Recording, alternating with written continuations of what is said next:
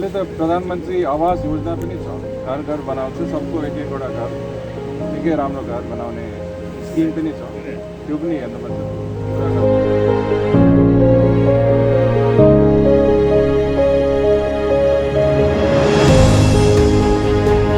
भयो तपाईँ